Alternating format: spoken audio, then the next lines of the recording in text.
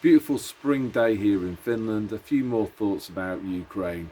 The truth will be known in the long run, but I think it's going to take a lot longer for the truth to emerge with this second distraction than the first one, which was obviously the that one was actually quite easy after maybe a month or two. People weren't dropping dead. No one knew anybody who was fit and healthy who kind of succumbed to the Divok. So if you weren't programmed, that was pretty obvious to kind of like see that there was some deception being pulled. With Ukraine, I probably at the moment I'm still more or less on. I think that it's more likely that Vladimir Putin, former World Economic Forum young global leader, is playing a game with Biden, a cooperation game with Biden, with the goal being to create as much inflation as possible to bring in central bank digital currencies. And Biden and Putin and Boris Johnson and all the rest of them, they're enemies if they are enemies, they're enemies in the same way that Big Daddy and Giant Haystacks were enemies. Now, the thing is with this Ukraine is that it's really difficult to know how much violence is going on there, and there's several reasons for that. First off, is that in most parts of the world, you don't really come across many people from Ukraine, expats working who are maybe sending money back and are in regular contact with family members. There's an odd one here in Finland. There's a couple of Ukrainian guys that I had a chat with at the local swimming pool. So when I bump into them, I'm definitely going to ask them, have you been in contact with any of your family members? I'm going to have to be really careful and not bias it, I'm not going to mention anything about the WAR, the alleged WAR. But what I am going to do is just ask them, how your family, are they all right? And then I'll get some factual information from them, if their flat's being kind of bombed, or they know, again, if they know people who have been who've seen fighting, actual fighting, then that will just come out. It'll be an obvious thing for a thing for those guys to talk about.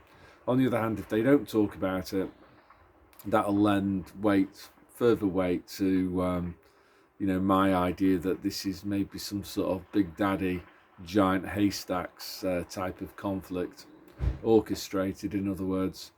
And then obviously there's other things as well, isn't there? There's already been glitches in their matrix, like the the Ghost of Kiev, the computer game fighter pilot, downing Russian fighter planes on his own or something. And then you had the Snake Island kind of nonsense where, F you Putin, and then there's other pictures of them surrendering. So who knows?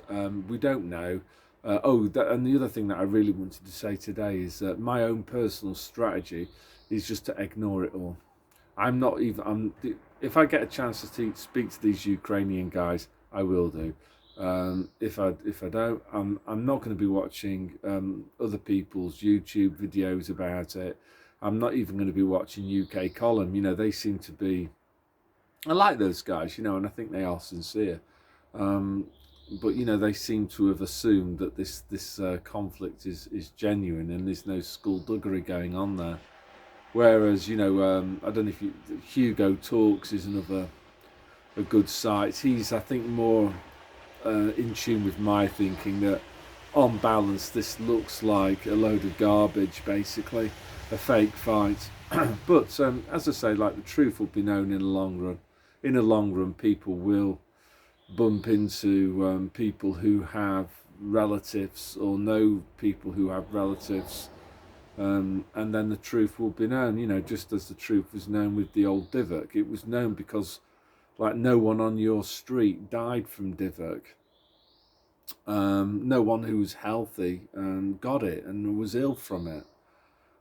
So that was a very, very easy scam to expose, because the information was just right there in your face. You could observe it with your own eyes and ears. And that's the point I guess I'm trying to reach to here, is with the divot, you could see it was a load of BS using your own eyes and ears. With the Ukraine, it's really difficult because you can't use your own eyes and ears.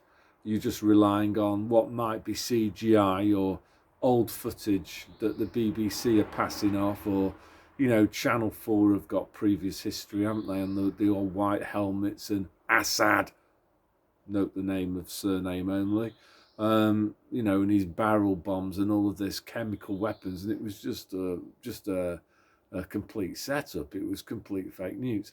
Anyway, that's all I want to say today. God bless you all.